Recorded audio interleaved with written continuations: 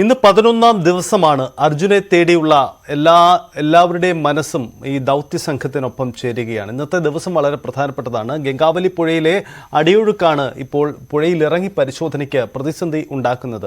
അടിയൊഴുക്കിൽ അല്പം ഭേദപ്പെടുന്ന സാഹചര്യം ഉണ്ടായെങ്കിൽ തീർച്ചയായും ഇന്ന് ഡൈവിംഗ് സംഘം, നേവിയുടെ ഡൈവിംഗ് സംഘം സ്ഥലത്ത് ഇറങ്ങി പരിശോധിക്കും. അങ്ങനെയെങ്കിൽ ലോറിയുടെ ലൊക്കേഷൻ സംബന്ധിച്ച് കൂടുതൽ വ്യക്തതയിലേക്ക് തന്നെ നമുക്ക് പോകാനാകും. ഒപ്പം ഇന്ന് ഓറഞ്ച് അലേർട്ടാണെങ്കിൽ കൂടിയും രാവിലെ കാലാവസ്ഥ വലിയ ഉണ്ടാക്കുന്നില്ല എന്നത് അനുകൂല സാഹചര്യമാണ്. ഡ്രോൺ പരിശോധനയിൽ ഇന്നലെ രാത്രിയിലും ഡ്രോണിന്റെ പരിശോധന നടന്നു. പക്ഷേ ലോറിയുടെ കൃത്യമായ സ്ഥാനം കണ്ടെത്താൻ ഇതുവരെയും കഴിഞ്ഞിട്ടില്ല എന്നതാണ് സാഹചര്യം. ഡ്രോൺ ഉപയോഗിച്ചുകൊണ്ടുള്ള പരിശോധന ഇന്നും തുടരും. മന്ത്രിമാരുടെ സംഘം ഇന്ന് ദുരന്ത മേഖലയിൽ സന്ദർശനം നടത്തുന്നു എന്ന പ്രത്യേകതയുണ്ട്. മന്ത്രി മുഹമ്മദ് റിയാസും എ.കെ. ശശീന്ദ്രനും ഇന്ന് സ്ഥലത്ത് സന്ദർശിക്കും. കെ.വി. ബൈജുവുണ്ട്. കഴിഞ്ഞ 11 ദിവസങ്ങളുമായി ഈ ദൗത്യ സംഘത്തിനൊപ്പം അർജുനെ തേടിയുള്ള യാത്രയിലാണ് കെ.വി.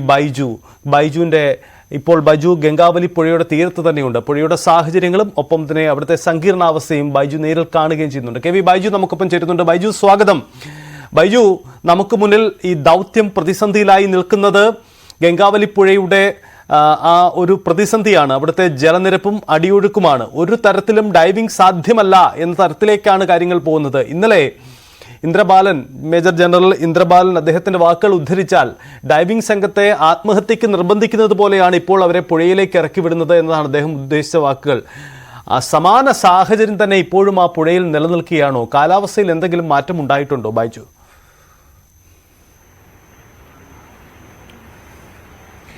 ടിജി സൂചിപ്പിച്ചതുപോലെ തന്നെ ഗംഗാവാലി പുഴയുടെ യഥാർത്ഥ ചിത്രം, നേർചിത്രം, അത് നമ്മൾ നേരത്തെ ഒന്നും കണ്ടിട്ടില്ലാത്തൊരു ചിത്രമാണ്. ഇപ്പോൾ നമ്മൾ ആ പ്രദേശത്താണുള്ളത്.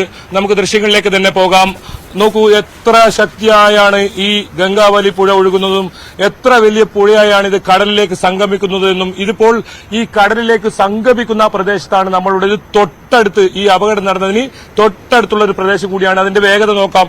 ഈ വേഗത തന്നെയാണ് ഇപ്പോൾ രക്ഷാദൌത്യത്തിന് വലിയ വെല്ലുവിളിയായിരിക്കുന്നത്. അതായത് ഇത് ഇത്തരത്തിൽ 2 നോട്ടിക്ക് വേഗതയുള്ള ആ ഇത്തരത്തിലുള്ള പുഴകളിലും വെള്ളത്തിലും നാവികസേന ഉദ്യോഗസ്ഥർക്ക് ഇറങ്ങാൻ പറ്റും. അത് ഇനി 3 നോട്ടിക്കാണെങ്കിൽ ഒരുപക്ഷെ സ്വന്തം റിസ്കിൽ അത്തരത്തിൽ വലിയ അപകടം നടക്കുന്ന ഒരു സാഹചര്യത്തിൽ രക്ഷാപ്രവർത്തനത്തിനായി ഇറങ്ങാൻ പറ്റുമെന്നാണ് പറയുന്നത്. പക്ഷേ നമ്മൾക്ക് ഏറ്റവും വെല്ലുവിളിയായി ആശങ്കയുയർത്തുന്നത് ഇവിടെ 7 നോട്ടിക്ക് വേഗതയുണ്ടെന്നതാണ്. ഒരുപക്ഷെ സജിത്ത് പറഞ്ഞ ആ വാക്കുകൾ തന്നെ, ആ ഇന്ദ്രപാൽ അദ്ദേഹം പറഞ്ഞ വാക്കുകൾ തന്നെ ആത്മഹത്യക്ക് തള്ളിവിടുന്ന ഒരു അവസ്ഥ, അത്രത്തോളം ഭീകരമായ ഒരവസ്ഥ. നാവികസേന നിസ്സഹായ അവസ്ഥയിൽ നോക്കി നിൽക്കുന്ന അവസ്ഥ. നമുക്ക് ഗംഗാവലി ആ പുഴ കാണാം. എത്രത്തോളം വീതിയും നീളത്തിലുമാണ് ഈ പുഴയുള്ളതെന്ന്. ഈ പുഴയുടെ ഒരു ഭാഗത്താണ് ഇത്തരത്തിൽ അപകടം സംഭവിച്ചത്.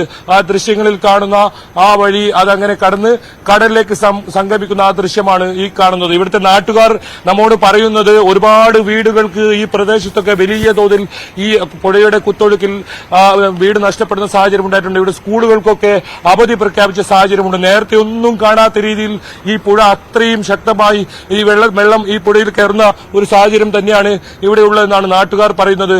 അവരെല്ലാം തന്നെ വളരെ ആശങ്കയോടെയാണ് ഇവിടെ നിൽക്കുന്നത്. നമുക്ക് ആ അർജുന്റെ രക്ഷാദൌത്യം നടക്കുന്ന ആ സ്ഥലം നമുക്ക് ഇവിടെ നിന്നും കാണാം. അതിന് തൊട്ടടുത്തായി കടലിലേക്കുള്ള ആ ഒരു സ്ഥലമാണിത്. ഈ സ്ഥലം നേരത്തെ ഏതെങ്കിലും തരത്തിൽ ഈ ദൃശ്യം നേരത്തെ പുറത്തു വരാത്തൊരു ദൃശ്യമാണ്. അതിന്റെ ഓരോ ഭാഗങ്ങൾ, ഓരോ മരക്കഷ്ണങ്ങൾ, തടിക്കഷ്ണങ്ങളും ഒക്കെ ഇങ്ങോട്ടേക്ക് ഒഴുകുന്നത് നമുക്ക് ആ ദൃശ്യങ്ങൾ കാണാം. എത്ര വേഗതയിലാണ് അത് കടലിലേക്കുള്ള ആ സംഗമ സ്ഥാനത്തുകൂടി കടന്നു പോകുന്നത് കാണാം. എന്തായാലും ഇത് തന്നെയാണ് രക്ഷാദൌത്യത്തിന് വലിയ പ്രതിസന്ധിയായിരിക്കുന്നത്. ഈ കുത്തൊഴുക്ക് ഇത് കുറയാതെ ഏതെങ്കിലും തരത്തിൽ ഈ ട്രക്ക് ഉയർത്താൻ കഴിയില്ല എന്ന ഒരു അവസ്ഥയിലാണ് ഇപ്പോൾ ഉള്ളത്. ഏതെങ്കിലും അടിയൊഴുക്ക് ഇത് തടയണയോ മറ്റ് മാർഗങ്ങളോ ഒന്നുമില്ല എന്നാണ് ജില്ലാ ഭരണകൂടം വ്യക്തമാക്കിയിരിക്കുന്നത്. അങ്ങനെയെങ്കിൽ ഈ രക്ഷാദൌത്യം ഇനിയും നീളും, അനിശ്ചിതത്വം ഇവിടെ തുടരും എന്നാണ് ഈ സൂചന നൽകുന്നത്. എന്തായാലും അർജുനെ കണ്ടെത്തേണ്ടതുണ്ട്. ആ ട്രക്കിനകത്തേക്ക് മുഗൾ വിദഗ്ധർ പരിശോധന നടത്തിയാൽ മാത്രമേ ആ ട്രക്കിനകത്ത് അർജുൻ ഉണ്ടോ എന്ന കാര്യത്തിൽ ഒരു കണ്ടെത്തൽ സ്ഥിരീകരണം ഉണ്ടാവും. ആ ട്രക്കിനകത്തേക്ക് എത്തണമെങ്കിൽ ഈ പുഴയുടെ വേഗത കുറയണം. എന്തായാലും ആ നേർചിത്രം കൃത്യമായി നമുക്ക് മനസ്സിലാക്കാം. എത്രത്തോളം വേഗതയിലാണ് ഇവിടെ ഈ പുഴ ഒഴുകുന്നതെന്നും കടലിലേക്ക് സംഗമിക്കുന്നതെന്നും. T G.